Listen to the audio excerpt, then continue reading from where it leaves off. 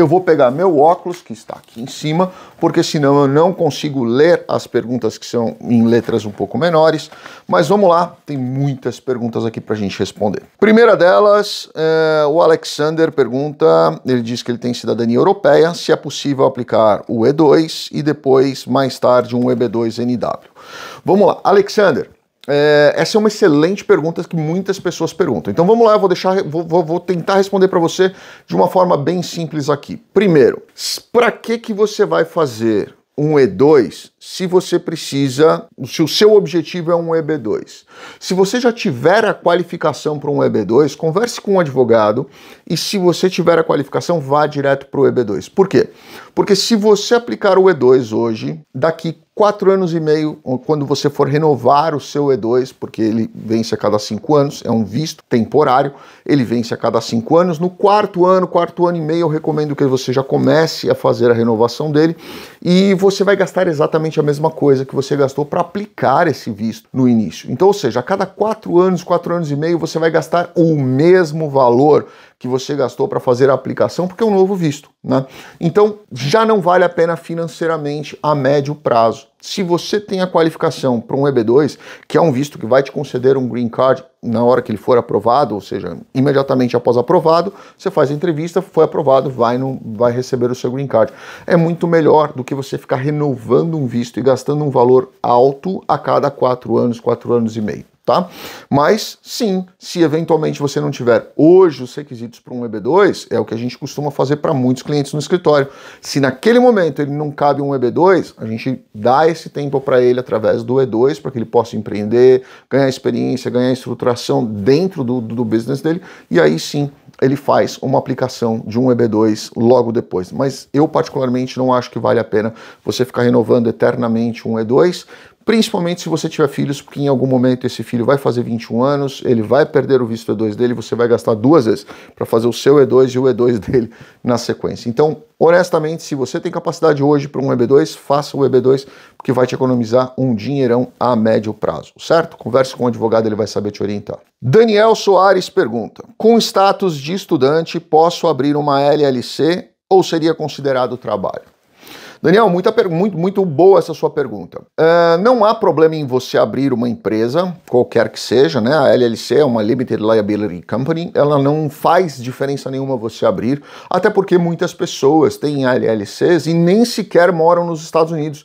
Elas simplesmente colocam ali uma casa de aluguel em nome dessa LLC, colocam um determinado patrimônio qualquer em nome dessa LLC, ou eles usam essa LLC para receber dividendos de outros investimentos que eles tenham, e nem sempre eles estão dentro dos Estados Unidos. Então, o simples fato de você abrir uma empresa não quer dizer que você está trabalhando, até porque você não precisa nem estar fisicamente dentro dos Estados Unidos para abrir uma empresa. Mas o fato de você trabalhar dentro desta empresa e você prestar o serviço dentro dessa empresa, estando fisicamente dentro dos Estados Unidos, pode sim caracterizar trabalho e isso pode sim impactar seu visto, tá? Caio pergunta, essa aqui tá pequenininha, eu preciso ler com óculos. Cidadania portuguesa reconhecida, é possível entrar nos Estados Unidos sem burocracia? Caio, é muito subjetivo isso. Eu já vi pessoas que não tinham a menor condição de entrar nos Estados Unidos, não tinham nem dinheiro e não fizeram nenhuma pergunta para ela.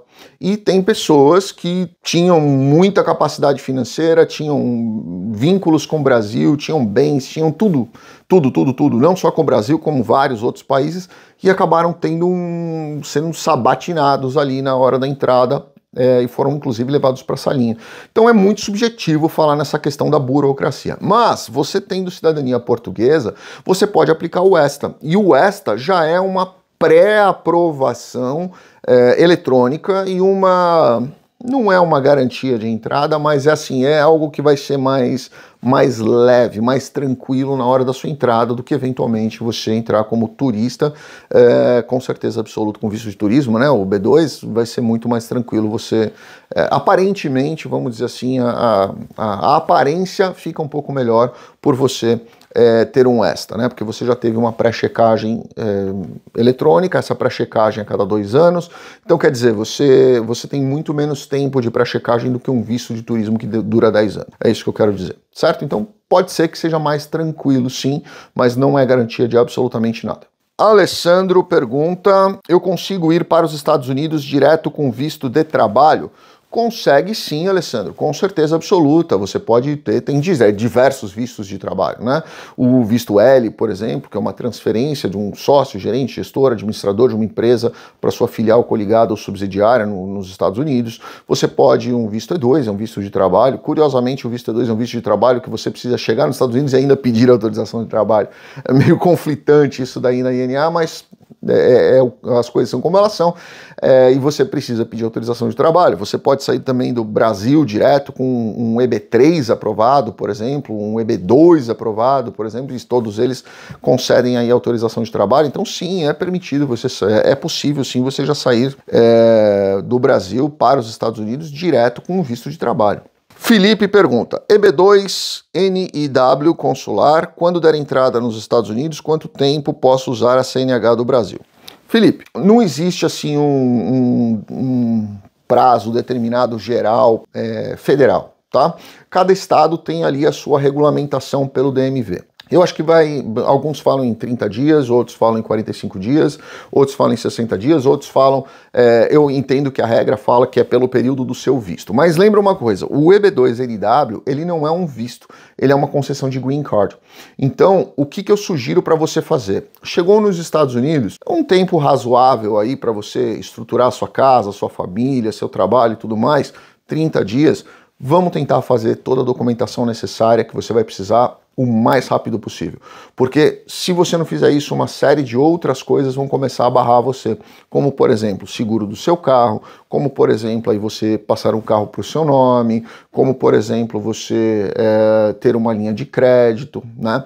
Muitos lugares vão permitir que você tenha um carro com certeza só com o seu passaporte, esse não é o problema, mas os seguros vão ser um pouco mais restritivos, talvez até um pouco mais caros, a linha de crédito que você vai ter vai ser mais restritiva. Então, quer dizer, é muito melhor você chegar e já ir resolver toda essa questão documental, porque isso vai fazer uma diferença muito grande na sua vida, certo? Flávio Oliveira pergunta: como faço para entrar como investidor? Quero mudar para os Estados Unidos, mas não faço ideia como. Flávio, primeira coisa, conversa com o advogado de imigração. Ele vai direcionar você para qual é o melhor visto para o seu caso.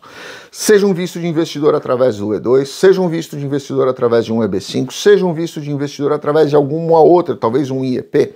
Então, a melhor coisa que você pode fazer é conversar com um advogado de imigração antes de qualquer coisa, porque ele vai formar a ideia na sua cabeça e essa ideia vai te balizar para todos os demais passos que você vai precisar dar na sua vida a partir daquele momento, certo? Qual o custo médio para dar entrada no visto EB3? Lessa, é o seguinte, o visto EB3, via de regra, é pago e custeado pela empresa, né? Mas a gente sabe que não é bem isso que acontece, porque as empresas muitas vezes acabam subsidiando esse valor para o empregado. Ó, eu vou fazer uma oferta de emprego, mas se você for o selecionado, você vai custear com isso, eu vou abater do seu salário, alguma coisa nesse sentido.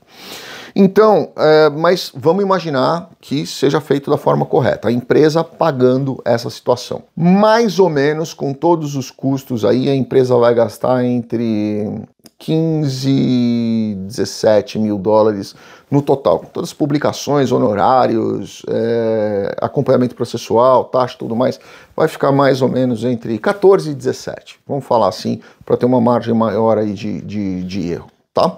Renan, EB2NW realmente só pode ser com mestrado ou apenas o bacharelado já está qualificado para o visto? Renan, nenhum dos dois, nenhuma das duas opções que você deu. Para um EB2, precisa ter o mestrado? Não. Precisa ter o bacharelado? Também não. Porque depende da modalidade, pode ser o Exceptional Ability ou Extraordinary Ability. Você pode ir pela categoria onde vai pedir para você nível superior ou acima, ou você pode ir pela categoria que vai te exigir mais de 10 anos de experiência, como artista, atleta, professor, pesquisador, empresário, enfim, e ele não vai nem pedir para você um nível superior nesse quesito. Então, né? A resposta é não. Pode sim aplicar somente com nível superior e dependendo da carreira, dependendo da estrutura da pessoa, talvez até nem o nível superior seja a condição sine qua non para aplicar esse processo, certo? Depende muito. Conversa com um advogado de imigração, ele vai te direcionar direitinho com relação a isso daí. Jefferson, você conhece Chicago? O que acha? É um bom lugar para imigrar? Jefferson, eu morei em Chicago 2 anos, quase 2 anos, pouco menos de 2 anos, tá? Amo Chicago, é um lugar lindo, maravilhoso, muito bacana. Eu amo Chicago, amo, mas é frio, tá? É muito frio.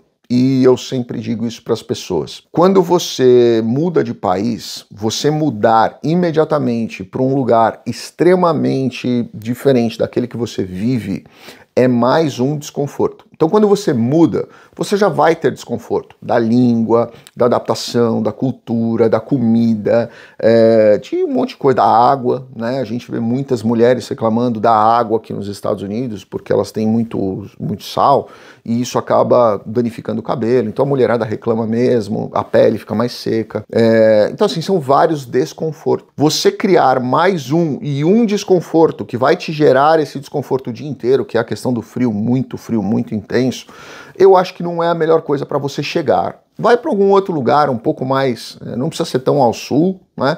Mas você pode ir ali um lugar mais no centro dos Estados Unidos, onde o frio não é tão avassalador como é no norte, para ver se você se adapta. Se você se adaptou, vai para o norte, que com certeza você vai gostar. E Chicago é uma cidade muito bacana, muito legal mesmo. Celton, posso ter conta de banco e ir trocando real por dólar antes de começar a tirar o visto? Pode, claro que pode. Isso não importa, não impacta em absolutamente nada, Celton.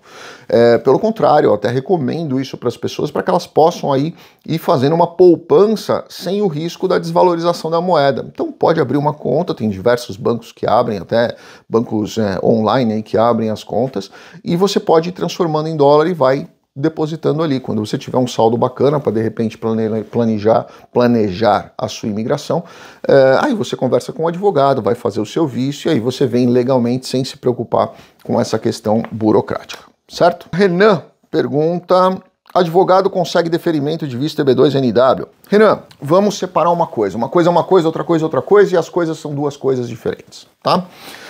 Primeiro, advogado não é Deus. Isso as pessoas precisam entender e eu sempre falo isso para os meus clientes. Pé no chão, gente, pé no chão. Essas histórias de promessas mirabolantes e eu aprovo 200% de visto, isso é mentira, isso é fraude, isso é sem vergonhice, tá?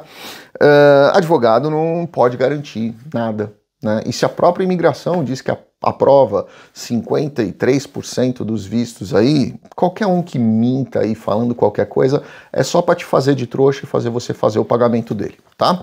Então, o que aprova processo é qualidade de documento. Você mandar qualidade de documento boa, você estruturar um processo bem, você conversar bem com o advogado e se comunicar com ele para que ele tenha realmente informações sobre você, sobre a sua história, sobre o seu currículo, sobre os seus trabalhos, sobre aquilo que foi realmente relevante.